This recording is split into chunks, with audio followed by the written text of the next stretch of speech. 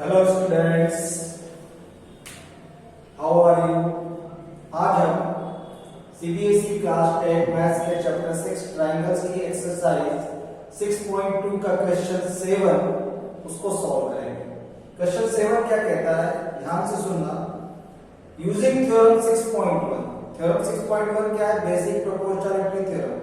और basic proportionality theorem क्या कहती है कि अगर एक लाइन डीई अगर दूसरी साइड बीसी के पैरेलल हो तो ये जो लाइन डी है ये एबी और एसी को सेम रेशियो में डिवाइड करती है। ये बेसिक प्रोपोर्शनैलिटी थ्योरम है। अब क्या कहा है कि उस थ्योरम को यूज करते हुए prove that a line drawn through the mid point of one side of a triangle. यहां पर दिया हुआ है कि एक साइड का मिड पॉइंट डी, उससे एक पैरेलल साइड गई है किससे? BC के parallel to another side bisect the third side. क्या कहा है कि DE पैरेलल टू BC है। ये जो DE पैरेलल BC है, हमें ये प्रूव करना है कि DE बाइसेक्ट AC, या इसको दूसरे शब्दों में कहें तो E is the mid point of AC या AE is equal to EC। ये चीज हमें प्रूव करना है। तो क्या दिया हुआ है, अब हम इसको लेके चलते हैं। सबसे पहले गिवन क्या दिया हुआ है? In triangle ABC, in triangle ABC D is the mid point of, D is the mid point of side A. It means AD is equal to DB। और क्या दिया हुआ है दूसरी चीज?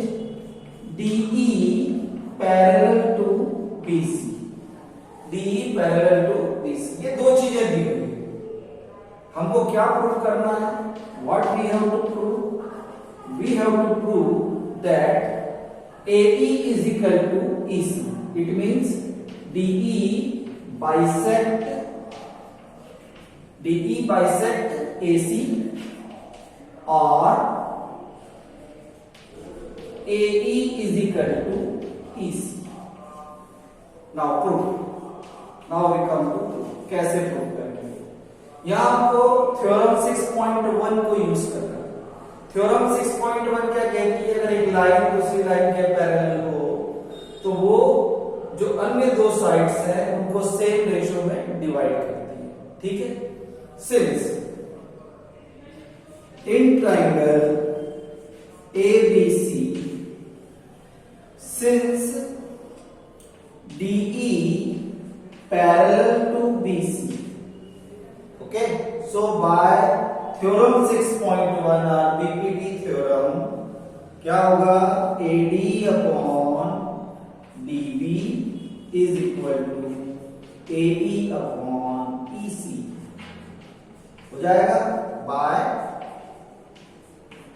theorem 6.1 BPT, basic proportionality theorem. Okay, अब ये हो गया।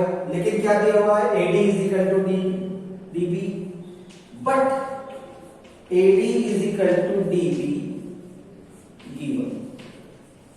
ओके, तो या तो मैं AD की जगह DB लिखूं या DB की जगह AD लिखूं, एक ही बात है। तो इससे क्या प्रूफ हो रहा है? AD अपॉन DB की जगह मैं लिख रहा हूं AD is equal to AE upon EC। और इससे क्या हो रहा है? ये दोनों की वैल्यू कट गया, 1 हो गया। 1 is equal to AE upon EC। इससे क्या प्रूफ हो रहा है? इससे ये शो हो रहा है कि EC is equal to AE।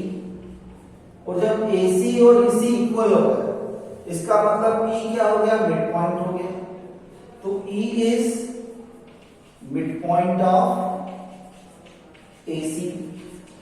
और जब E मिड पॉइंट हो गया, इसका मतलब DE पैरेलल है BC के, तो DE bisect AC। So DE bisect AC।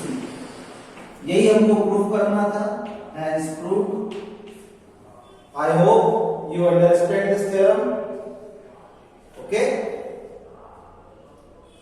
Bye. God bless you all.